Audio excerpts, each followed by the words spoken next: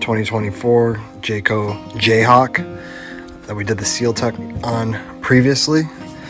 The customer came back in and we fixed the leaks. We're set up again to test our work. So let's get to it. So we also had this corner here under the front cap that was leaking. Manufacturer didn't get that silicone quite up there, so we ended up filling it. Yep, still a small hole. So this is why we check our work here. We're gonna touch that up as well. Looks like it could be just a small hole now, but we will address that as well. All right, so both of these corners on this bedroom slide were leaking. So I'm gonna give this a little spray to see. We touched it up with some CSL on both corners. As you can see, it is no longer leaking. Let's go over to the other side and see how that is.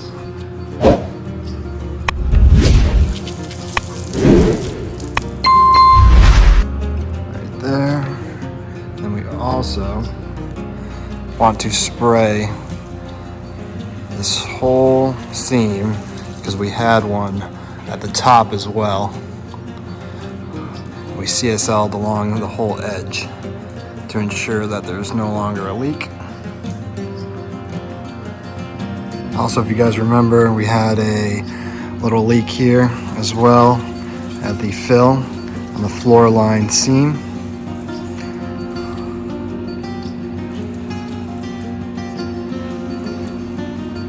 That was also touched up with some CSL.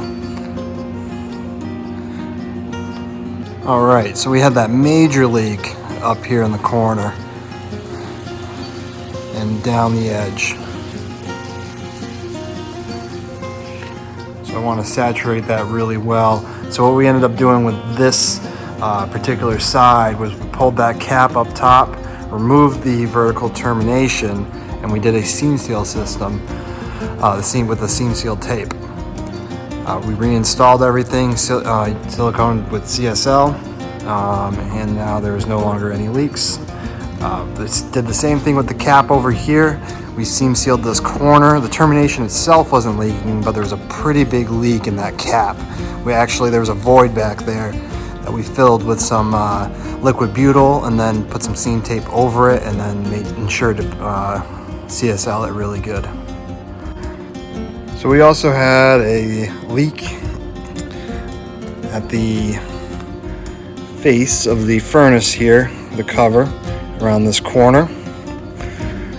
We tightened down the screws and I added some CSL around the edges here.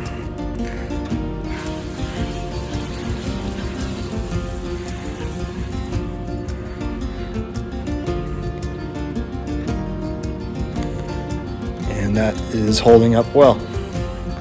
Also, the corner of the hot water heater right here had an issue, and we touched that up with some CSL.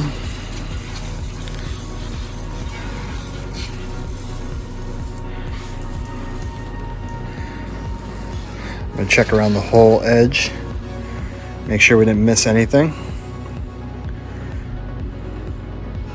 Oh, you see that right there? We got something coming out of this right here. So what I'm gonna do, I'm gonna wipe that off, dry it. I'll probably actually pull this corner piece and see if we could add some butyl or some silicone behind it. It's leaking from the screw right here. So we'll do something about that. Previously it was leaking from this corner. But things must have gotten loosened up when we removed this just to get the cover out of the way to be able to silicone. So we'll address that. We also did an adjustment on the door. Not as much play as there was last time. before we were able to push it in quite a bit while it was closed. So we adjusted that so we don't have any rain or anything like that getting in there. All right, now we're at the windshield. We had that leak that was right in the corner.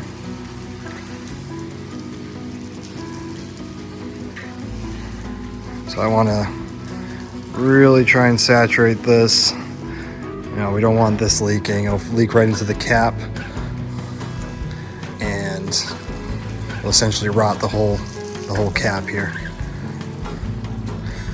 All right.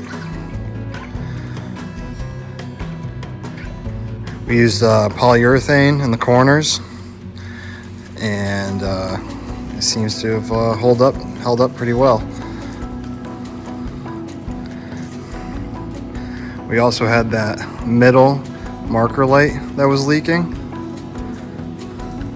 We ended up removing that, filling it up with a lap sealant like the manufacturer did, and just kind of ensured that everything was in place there good. It's a bullet style clearance light that has a grommet, a rubber grommet, so we made sure to get some of that lap sealant on that back of that grommet, just so when we pushed everything in, it would seal up good.